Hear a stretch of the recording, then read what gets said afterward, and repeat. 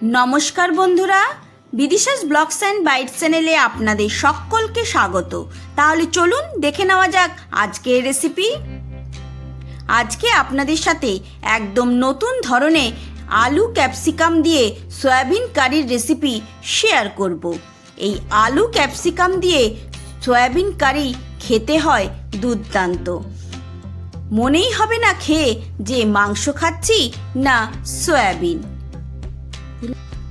গরম ভাত দিয়ে খান কিংবা রুটি, লুচি, পরোটা যার সাথেই খাবেন একদম জমে যাবে।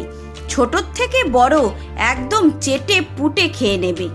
তাহলে চলুন দেরি না করে রান্নাটা শুরু করা যাক।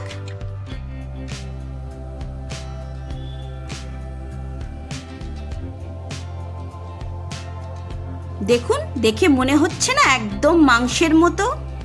দেখুন, এখানে আমি 100 গ্রাম সয়াবিন নিয়ে নিয়েছি।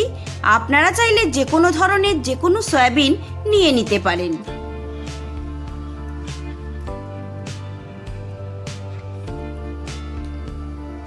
একটা বড় সাইজের আলু এইভাবে ছোট ছোট পিস করে কেটে নিয়েছি, আর একটা ক্যাপসিকামও এইভাবে ছোট ছোট পিস করে কেটে ভালো করে ধুয়ে পরিষ্কার করে নিয়েছি। এবার চলুন রান্নাঘরের দিকে যাওয়া যাক। একটা পাত্রে কিছুটা জল বসিয়ে দিয়েছি, জলটা গরম হয়ে গেছে। এইবার সয়াবিনগুলো অ্যাড করে দিলাম।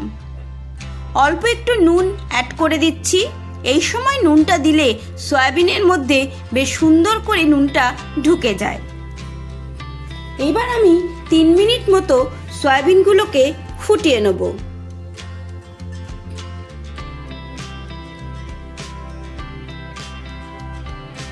ভালো করে একটু মিশিয়ে দিলাম। দেখুন 3 মিনিট হয়ে গেছে, সয়াবিনগুলো ভালো করে ফুটে গেছে। দেখুন সয়াবিনগুলো ফুটে কতটা সুন্দর বড় বড় হয়ে গেছে।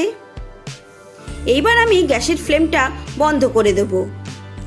ভালো করে জল ঝরিয়ে নেব সয়াবিনগুলোকে, আর ভালো করে হাত দিয়ে চিপে জলগুলো চিপে একটা সাইডে রেখে দেব। কড়াই বসিয়ে দিয়েছি, কড়াইতে দিয়ে দিলাম 2 চামচ মতো সাদা তেল। আমি এই রান্নাটা সাদা তেলে করব, আপনারা চাইলে সরষের তেলেও করতে পারেন। তেলটা বেশ ভালো করে গরম করে নিয়েছি।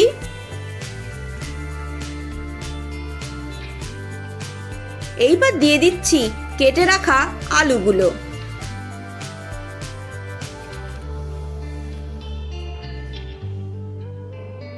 অল্প একটু নুন অ্যাড করে দিলাম। এইবার আলুগুলোকে ভালো করে ফ্রাই করে নেব। দেখুন আলু অনেকটাই ফ্রাই করা হয়ে গেছে। এইবার অ্যাড করে দেব কেটে রাখা ক্যাপসিকামগুলো। আলু পুরোপুরি ভাজা হতে হতে ক্যাপসিকামটাও ভালো করে ফ্রাই হয়ে যাবে।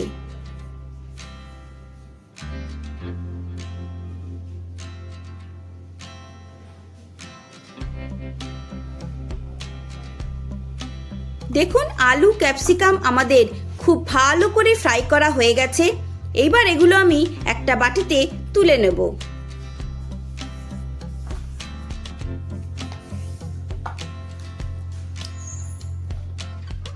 ওই তেলের মধ্যেই সেদ্ধ করে রাখা সয়াবিনটা অ্যাড করে দেব।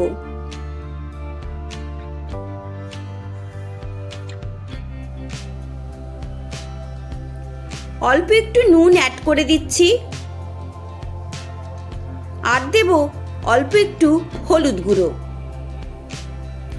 ভালো করে সয়াবিনটা ফ্রাই করব, তবে খুব বেশি কড়া করে ফ্রাই করব না, একদমই হালকা করে ফ্রাই করে নেব। খুব বেশি কড়া করে ফ্রাই করলে সয়াবিন শক্ত হয়ে যায়।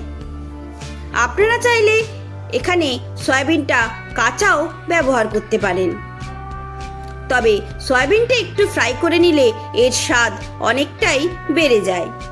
দেখুন সয়াবিন আমাদের একদম হালকা করে ফ্রাই করা হয়ে গেছে। এইবার সয়াবিনগুলোকে আমি নামিয়ে নেব।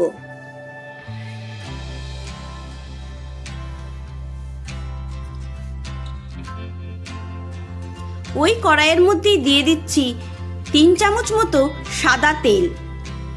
তেলটা বেশ ভালো করে গরম করে নেব।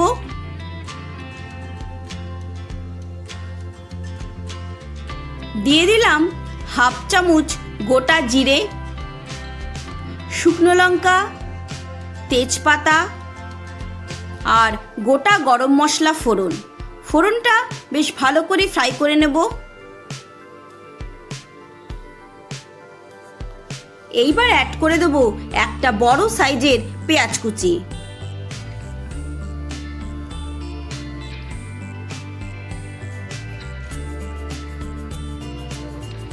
পেঁয়াজটা বেশ ভালো করে ফ্রাই করে নিতে হবে যাতে কাঁচা গন্ধ না থাকে। দেখুন পেঁয়াজ অনেকটাই ফ্রাই হয়ে এসছে। এইবার দিয়ে দিচ্ছি 1 চামচ আদা বাটা আর 1 চামচ রসুন বাটা। আদা রসুনও ভালো করে ফ্রাই করে নিতে হবে যাতে কাঁচা গন্ধ না থাকে।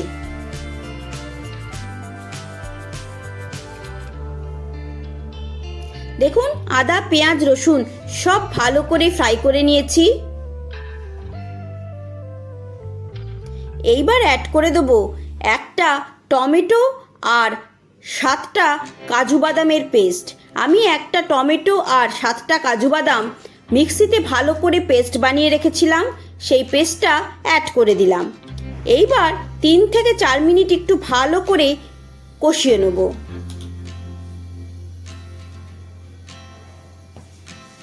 এই সময় গ্যাসের ফ্লেমটা অবশ্যই লোতে রাখবেন, না হলে কড়াইতে লেগে যেতে পারে, কারণ কাজু বাদাম দেওয়া রয়েছে।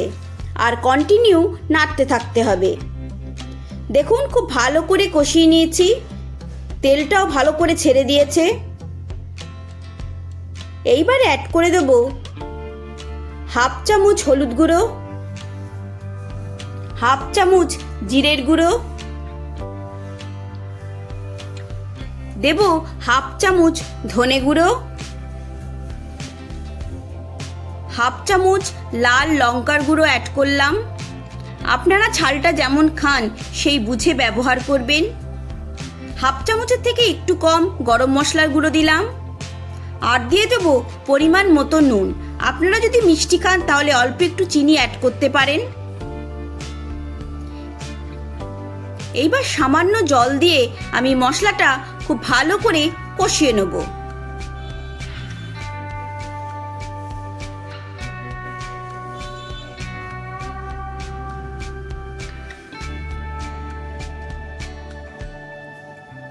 দেখুন মশলা থেকে তেল পুরো ছেড়ে দিয়েছে। প্রায় 3 মিনিট মতো আমি মশলাটা খুব ভালো করে কষিয়ে নিয়েছি।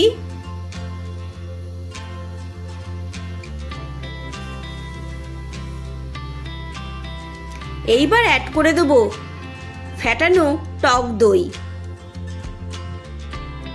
এখানে আমি 4 চামচ ফ্যাটানো টক দই দিয়ে দিলাম। টক দই দিয়ে আরও 3 মিনিট আমি মশলাটা খুব ভালো করে কষিয়ে নেব। মশলা যত ভালো করে কষানো হবে রান্নার স্বাদ তত বেড়ে যাবে।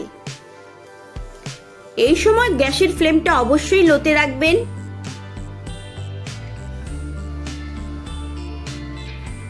দেখুন খুব ভালো করে আমি কষিয়ে নিয়েছি।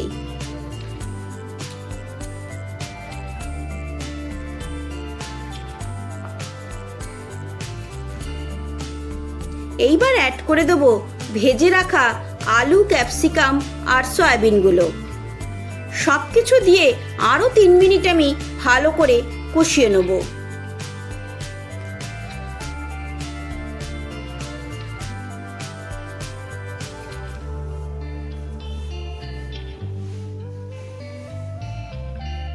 দেখুন ভালো করে আমি 3 থেকে 4 মিনিট ভালো করে কষিয়ে নিয়েছি। আলু একদমই নরম হয়ে গেছে। আপনারা চাইলে এই স্টেজেও এই আলু ক্যাপসিকাম সয়াবিনটা নামিয়ে রাখতে পারেন।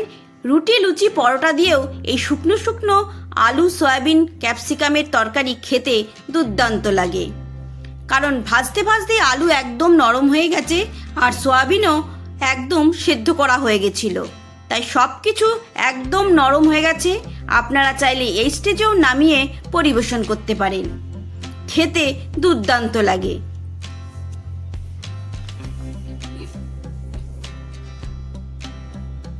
দেখুন ভালো করে কষানো হয়ে গেছে। এইবার দিয়ে দিলাম পরিমাণ মতো জল। খুব বেশি জলের প্রয়োজন নেই, কারণ সমস্ত কিছু ভালো করে নরম হয়ে রয়েছে। ভালো করে একটু মিশিয়ে নিচ্ছি।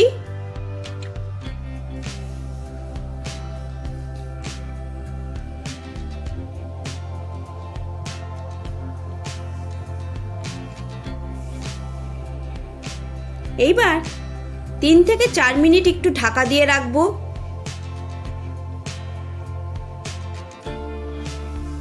দেখুন 4 মিনিট পর ফিরে এসেছি।